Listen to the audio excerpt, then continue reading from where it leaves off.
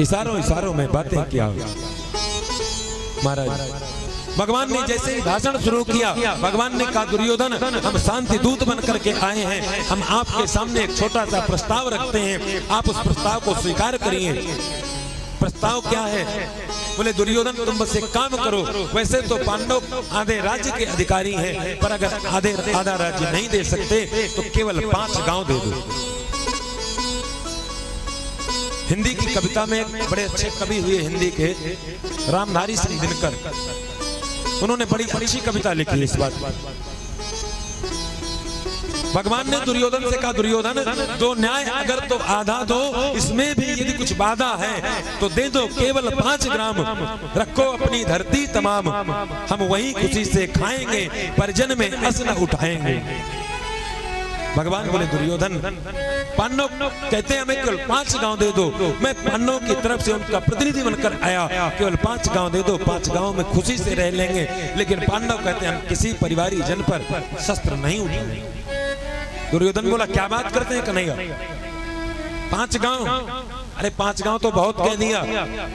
सुचक्रे नहीं दास्यामी बिना युद्धेन केशव, मैं तो सुई की नोक के बराबर भी देने वाला नहीं। दुर्योधन वह भी दे न सका, आशीष समाज की ले न सका।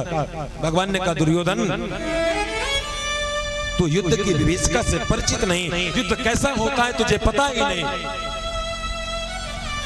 तूने केवल युद्ध को कहानियों में सुना है। अरे जब देखेगा युद्ध तेरे पैरों के नीचे से जमीन खिसक जाएगी, भाई पर भाई टूटेंगे, विस्मान धरा पर छूटेंगे, वायस्त्रगाल सुख लूटेंगे, सौभाग्य मनुज के फूटेंगे। रण ऐसा होगा दुर्योधन, रण ऐसा होगा फिर कभी नहीं जैसा होगा। दुर्योधन रण ऐसा होगा फिर कभी नहीं जैसा होगा। जब भगवान ने पांडवों की तरफ से प्रस्ताव रखा कि 5 गांव दे दो, 5 गांव में पांडव रह लेंगे, दुर्योधन ने कहा कन्हैया कहीं तुम भी पक्षपात कर रहे हो क्या? हर बात पे पांडव, हर बात पे पांडव, हर बात पे पांडव। मैं बिना युद्ध के सुई की नोक की बराबर भी देने वाला नहीं हूं, और अगर आप भी ज्यादा पांडवों के पक्ष को लेकर के ज्यादा पंचायत करोगे तो अभी आपको भी मैं बांध करके डाल दूंगा। जैसे ही भगवान को बांधने की बात दुर्योधन ने कही, महाराज भगवान अपने विराट स्वरूप पर प्रकट हो गए। धृतराष्ट्र ने कहा दुर्योधन तूने सब गड़बड़ कर दिया, मैंने तुझे कहा था कृष्ण को मनाने के लिए, तूने तो कृष्ण को ही नाराज कर दिया।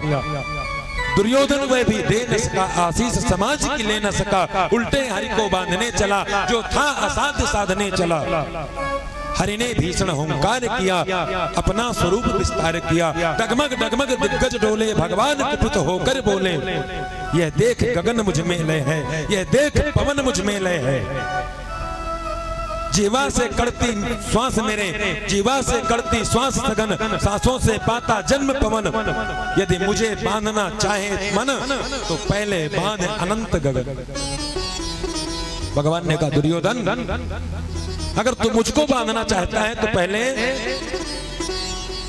इस पूरे संसार को बांध, इन दिशाओं को बांध, हवा को बांध, ये मेरा स्वरूप है। जैसे ही भगवान ने भीषण हुंकार किया पूरी सभा कांप गई।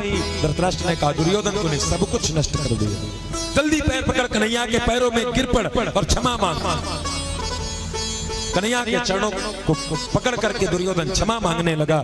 अरे कन्हैया मैं क्षमा मांगता हूँ, तुम छोड़ो ना, ये तो घर परिवार की बातें, जो होना होगा होगा, चलो आप मेरे घर चलो। मैया ने बड़े प्रेम से 56 भोग बनाया और भोजन पाओ।